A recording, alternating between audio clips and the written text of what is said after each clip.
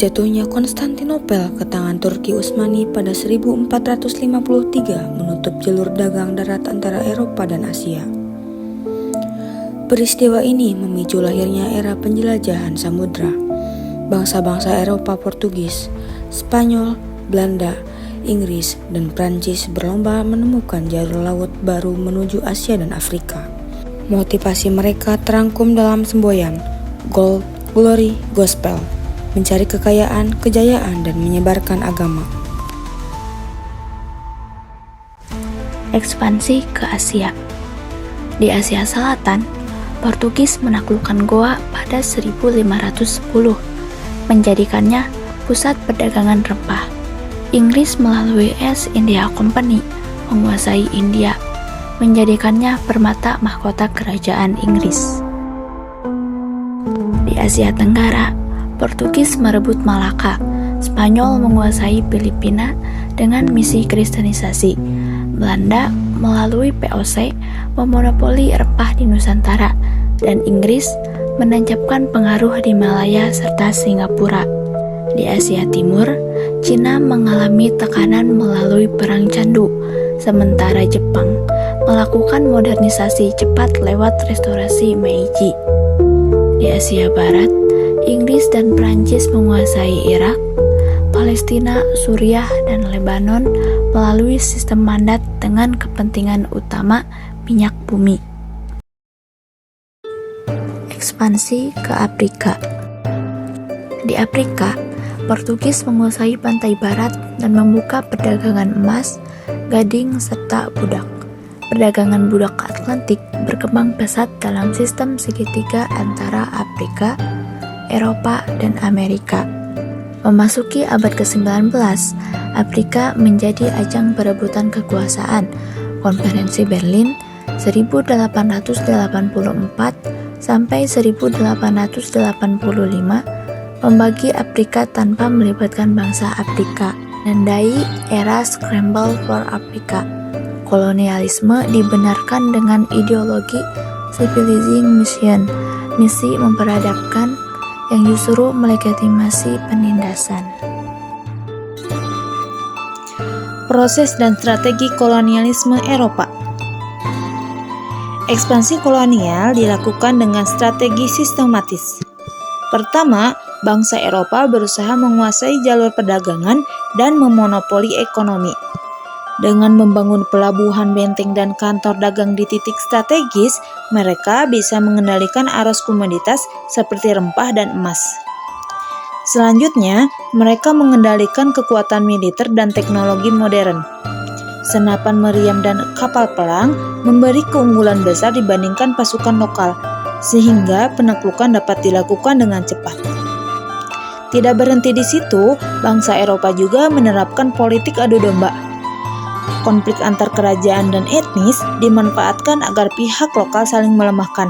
Sementara itu, Eropa tampil sebagai penengah yang akhirnya menguasai. Selain itu, mereka menjalin kerjasama dengan elit lokal. Perjanjian dagang, perlindungan militer, atau pembagian kekuasaan memberi legitimasi bagi kolonialisme, meski pada akhirnya hubungan ini berubah menjadi dominasi penuh. Strategi berikutnya adalah hegemoni budaya dan pendidikan.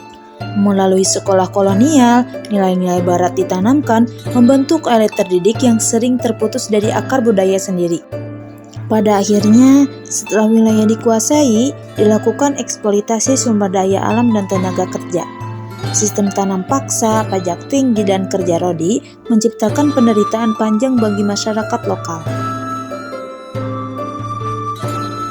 Kolonialisme membawa dampak luas, baik secara ekonomi, sistem tanam paksa, dan perkebunan monokultur, menciptakan ketergantungan sosial.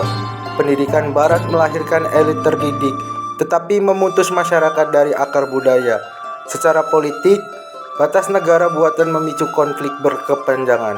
Warisan kolonial masih terasa. Ketimpangan agraria, stratifikasi bahasa, birokrasi otoriter, hingga diskriminasi rasial. Penindasan kolonial memicu perlawanan. Di Asia, Fatahillah mengusir Portugis dari Sunda Kelapa. Sultan Babullah mengusir Portugis dari Ternate dan Diponegoro memimpin perang besar melawan Belanda. Di India, pemberontakan Sepoy menjadi titik balik kesadaran nasional. Gandhi memperkenalkan Satyagraha dan Filipina melahirkan republik pertama di Asia Tenggara. Di Afrika, lahir gerakan Pan-Afrika yang menekankan persatuan melawan imperialisme. Puncaknya, berdiri Organization of African Unity pada 1963. Solidaritas internasional terwujud dalam Konferensi Asia Afrika di Bandung tahun 1955, menghasilkan Dasar Bandung sebagai simbol anti-kolonialisme global. Warisan kolonialisme. Kolonialisme bukan sekedar catatan masa lalu, melainkan sistem yang meninggalkan jejak panjang hingga masa kini. Dalam bidang ekonomi, negara-negara bekas jajahan masih bergantung pada ekspor bahan mentah. Infrastruktur seperti jalur kereta api dan pelabuhan dibangun bukan untuk kesejahteraan rakyat, melainkan untuk mengangkut hasil bumi ke pasar global. Secara politik, batas negara yang ditarik secara artifisial tanpa memperhatikan etnis dan budaya lokal justru memicu konflik yang berkepanjangan. Birokrasi kolonial melahirkan elit terdidik yang sering mempertahankan pola otoriter. Di sisi sosial dan budaya, bahasa penjajah menjadi bahasa elit. Pendidikan kolonial mendelegitimasi pengetahuan lokal, dan ideologi rasial meninggalkan luka psikologis yang masih terasa dalam diskriminasi warna kulit.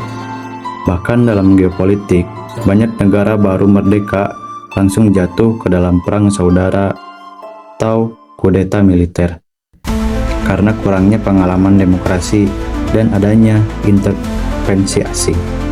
Semua ini menunjukkan bahwa meski kolonialisme berakhir secara politik, namun warisannya masih membentuk wajah dunia modern. Ekspansi kolonial Eropa ke Asia dan Afrika adalah proses kompleks yang melibatkan ekonomi, politik militer, dan ideologi. Dari penjajahan samudra hingga Konferensi Bandung, sejarah ini menunjukkan bahwa kolonialisme selalu ditantang.